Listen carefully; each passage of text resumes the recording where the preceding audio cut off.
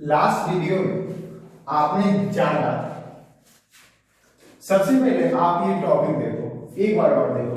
सबसे पहले किसी भी चैप्टर को पढ़ने से पहले हमें उसके टॉपिक को एक बार और देख लेना चाहिए। तो एक बार और देखते हैं। ये आधुनिक भारत के इतिहास में ये पहला टॉपिक है, मॉडर्न हिस्ट्री। हिस्ट्री में सबसे इंपॉर्टेंट टॉपिक होता है और मॉडर्न हिस्ट्री से काफी ज्यादा सवाल आते हैं। तो मेरा औचित्य यही है कि आप लोगों का एक बेस मजबूत कर दूं, जिसके माध्यम से आप आगे स्टडी कर सके। आधुनिक भारत और उसके अंदर जितने भी टॉपिक्स हैं वो काफी महत्वपूर्ण है। अच्छा, हम लोग क्या देख रहे थे? भारत में यूरोपियों का आगमन। यूरोपी जो यहां पे है उनका भारत में कैसे आगमन होता है। अच्छा, इनमें हम लोग कल नहीं बताया कि यूरोपी भारत आना क्यों चाहते थे। आखिर क्या कारण था कि यूरोपी भारत आना चाहते थे? आखिर उन्हें भारत से चाहिए था क्या? क्या कारण था? अगर मैं पहला और सबसे महत्वपूर्ण कारण लिखूं इन लोगों के यहां आने का, तो पहला कारण है काली मिर्च।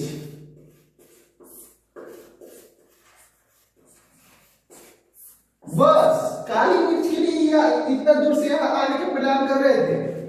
काली मिर्च का व्यापार करना चाहते थे। इतना इंपॉर्टेंट है काली मिर्च। हम लोग तो भारत में गोल मिर्च, काली मिर्च हमारे लिए तो नॉर्मल सी बात है। इनके लिए कितना महत्वपूर्ण बात हो गया ये काली मिर्च, जिससे इन लोगों को व्यापार करने के लिए भारत आना पड़ा। तो एक्चुअल रीजन बता दूं तो यूरोप ऐसा प्रदेश है जहां पर हमेशा ठंड पड़ता रहता है। यहां के लोगों की दिनचर्या आप जानोगे तो आप देखोगे ये अत्यधिक भोजन में मांस का प्रयोग करते हैं। ये अत्यधिक भोजन में मांस का प्रयोग करते हैं और उस मांस को स्वादिष्ट बनाने के लिए मसालों की आवश्यकता होगी, और अधिकतर तो काली मिर्च, जड़ी बूटी।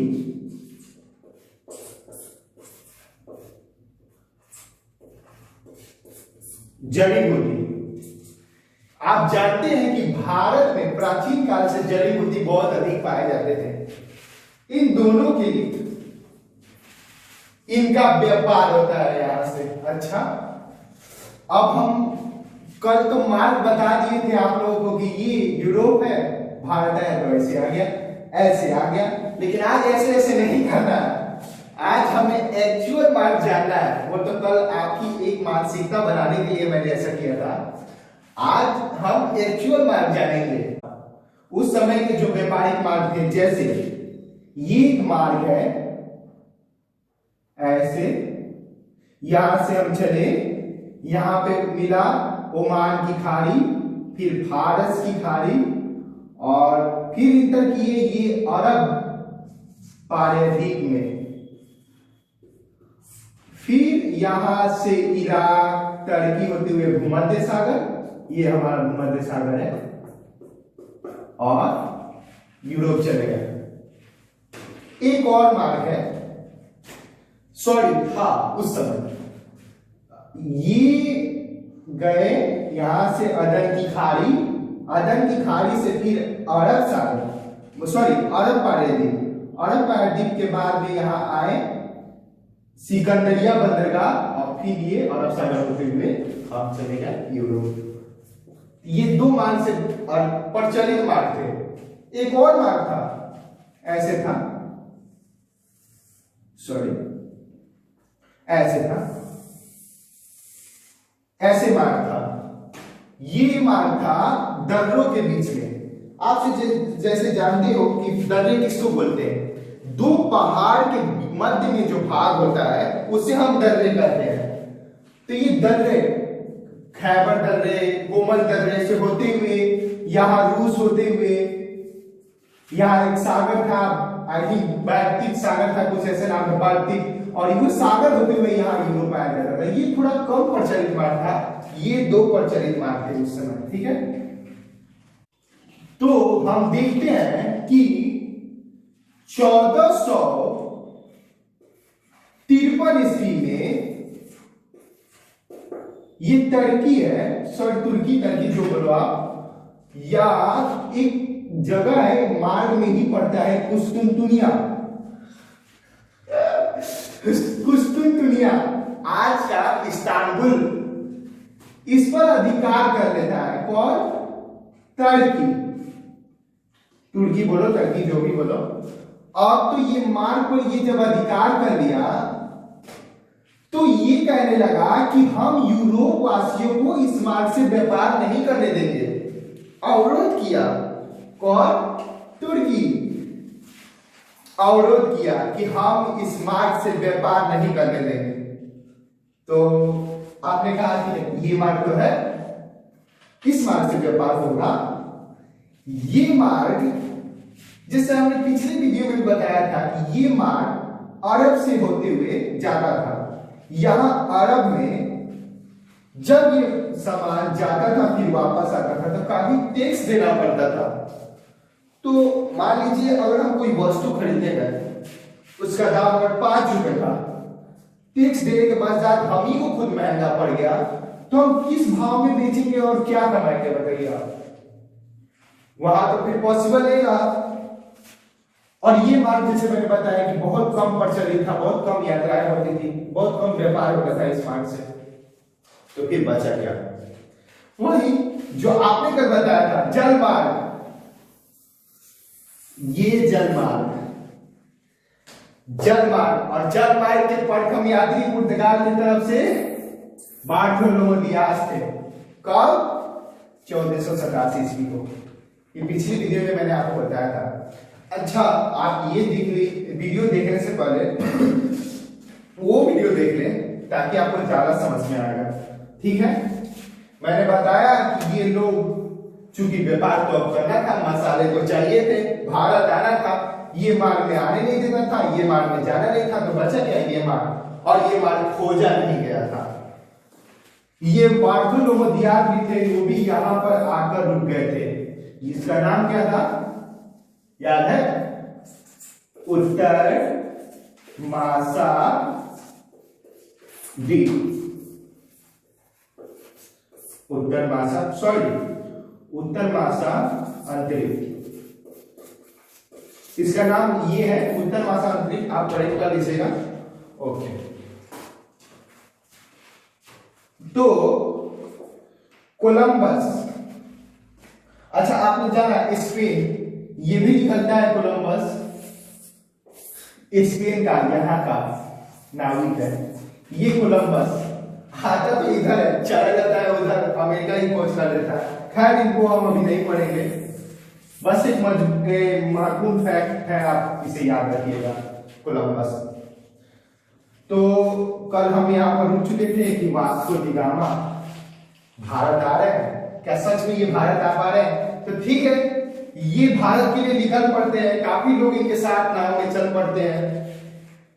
थोड़ा सा मार्ग कठिन होता है, लेकिन इन्हें पता था कि कैसे आया है।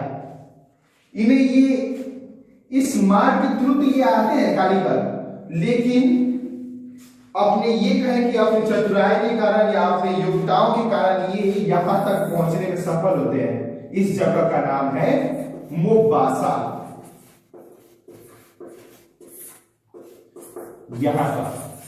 यहां तक वास्को डी गामा आ गए हैं। और ये सच में 17 मई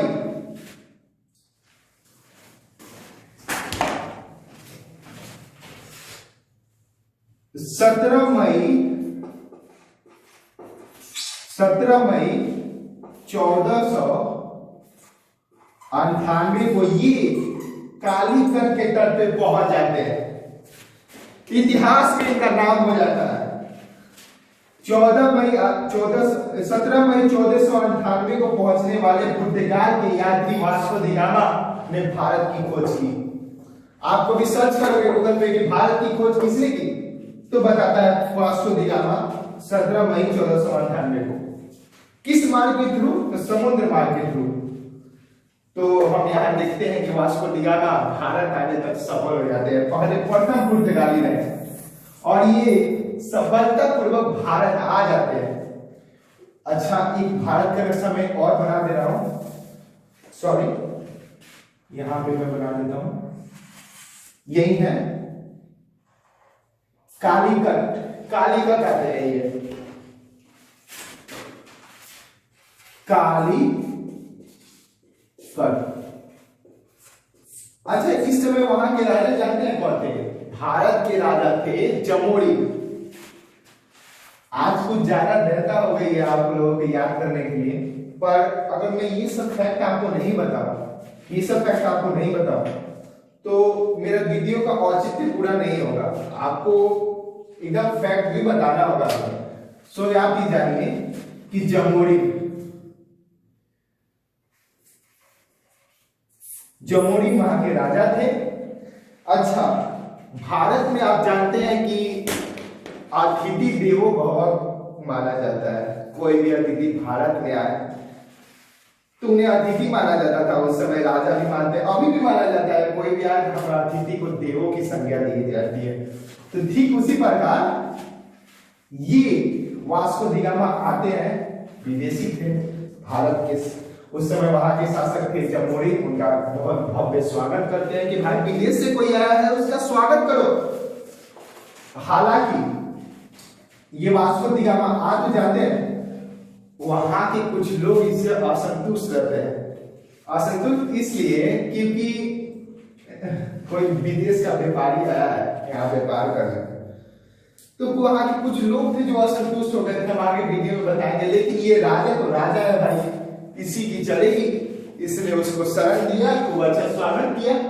और Vasco D gamma, Vasco D gamma जब यहां से भारत से जब पुर्तगाल गया तो उसने अपने साथ ढेर सारी काली मछली और ढेर सारी जड़ी बूटी लेकर पुर्तगाल चला गया।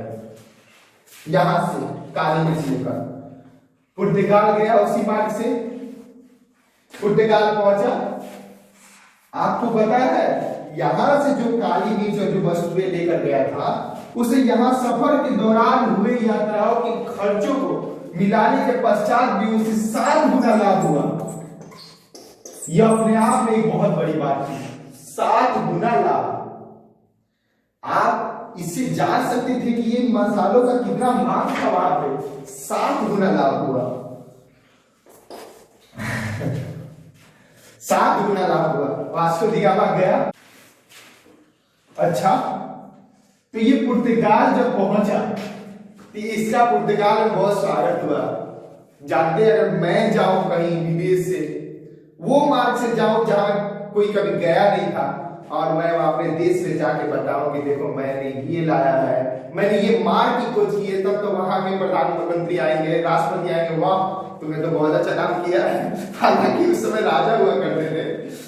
तुमने तो बहुत अच्छा काम किया है, हमें पुरस्कार देंगे, सम्मान देंगे कि देखो इसने मार्ग खोजा। उसी प्रकार वास्को डी गामा का यहाँ पुर्तगाल में स्वागत होता है।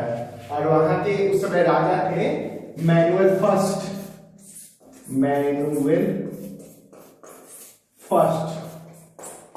उनका स्वागत करते हैं manual first, sorry manual first उनका स्वागत करते हैं और उन्हें वाणिज्यिक प्रधान बनाते हैं। वाणिज्यिक मतलब व्यापारिक प्रधान बनाते हैं, उन्हें व्यापारिक प्रधान की संज्ञा देते हैं और उनका रिस्पेक्ट भी काफी बढ़ जाता है। तो ये रहे हमारे वास्को डी गामा।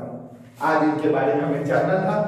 अच्छा, वास्को डी गामा पुर्तगाल तो पहुंच गए, बहुत अच्छा लाभ कमाए, मार्ग भी खोजा उन्होंने। अब वो पुर्तगाल चले गए, तो क्या जब वो पुर्तगाल चले गए तो क्या फिर वापस नहीं आए भारत? कि हो गया 7 गुना लाभ कमा लिए, फिर अब बहुत ज्यादा कमाई लिए, तो क्या होगा? क्या इंसानी प्रवृत्ति, मनुष्य की प्रवृत्ति इनको फिर वापस लाएगी अधिक कमाने के लिए, अधिक विकास करने के लिए? और क्या पुर्तगाल ने इनको देखकर और लोगों के मन में कमाने की इच्छा जागी होगी? भारत से व्यापार करने की इच्छा जागी होगी? क्या पुर्तगाली जब मार्ग जान चुके हैं, क्या वो फिर भारत आएंगे? क्या वो फिर भारत आएंगे और क्या वो कोई फैक्ट्री खोलेंगे भारत में? स्वयं से अध्ययन कीजिए। Thanks for watching next video.